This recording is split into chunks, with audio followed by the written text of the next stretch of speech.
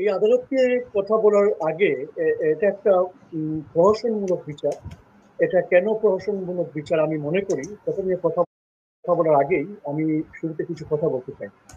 যেহেতু আপনি বলেছেন এই ব্যাপারটা জুলাই এবং আগস্টের ঘটনা একটা বিপ্লব, অনেকেই মনে করছেন, একটা অভ্যুত্থান।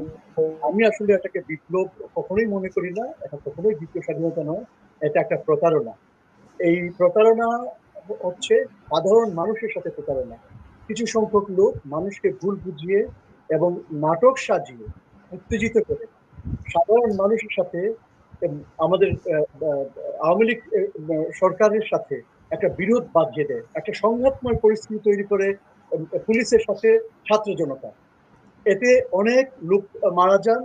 এই মারা যাওয়াটা প্রয়োজন ছিল, মানুষকে প্রতারণা করা প্রয়োজন ছিল একটা নির্বাচিত সরকারকে সরানোর জন্য, যাতে যারা এটা সরাতে চান তারা যাতে তাদের উদ্দেশ্য চরিতার্থ করতে পারেন, উদ্দেশ্য বাস্তবায়ন করতে পারেন। আর তাদের উদ্দেশ্য কি? তাদের উদ্দেশ্য আমরা দেখতে পাচ্ছি এখন তারা যা করছেন তা থেকেই। এখন তারা কি করছেন?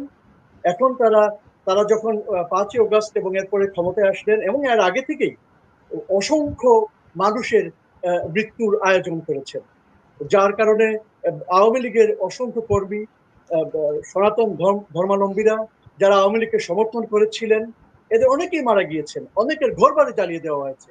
এটাই ছিল উদ্দেশ্য। মানুষের কর্ম থেকেই তার পরিচয়।